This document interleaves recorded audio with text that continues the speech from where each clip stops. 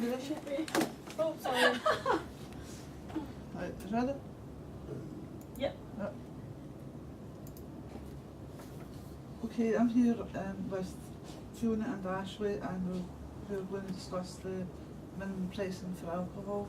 In 2012, the new coalition government in the UK announced that it will set a minimum price per unit of alcohol in England and Wales by banning the sale of alcohol below the cost of the excise rate and value-added tax upon each bottle.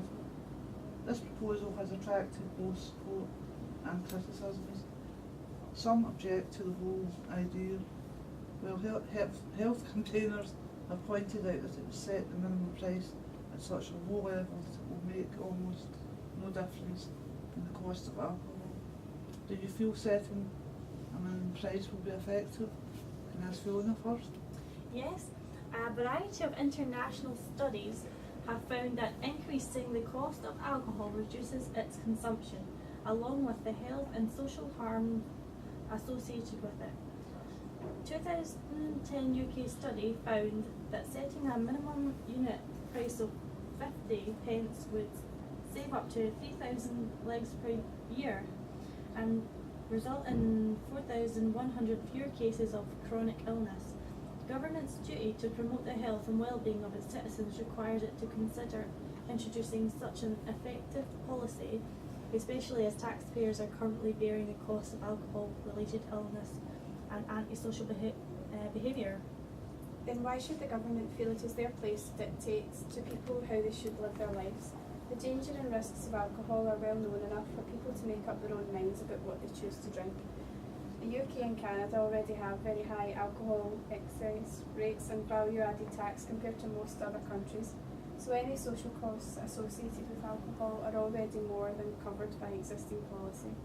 Countries such as Italy, France and Spain, which have much less of a problem with alcohol, all tax it at much lower levels. I totally disagree with you. I feel a minimum unit price for alcohol would be beneficial as it's targeted intervention which directly affects those most likely to be problem drinkers. While having little impact on most citizens, studies have found that raising the base price for alcohol has most influence on the heaviest drinkers and on binge drinkers, who may preload at home on cheap booze before going out for the night, as well as underage drinkers. These are the groups most likely to buy the cheapest discounted alcohol for supermarkets.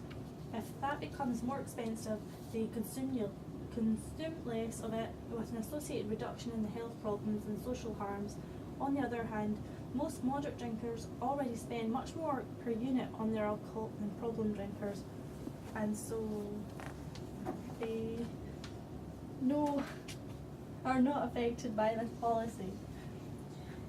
No, setting a minimum unit price for alcohol will only affect the most price-sensitive members of society, who will be forced by this measure to cut down their alcohol purchases or reduce other spending in order to compensate.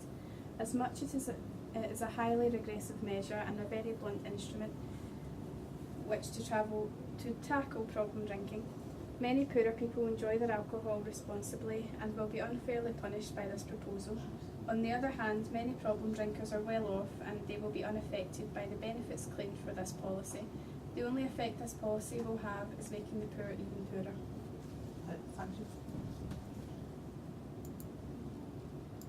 That was about 3 minutes 40, wasn't it?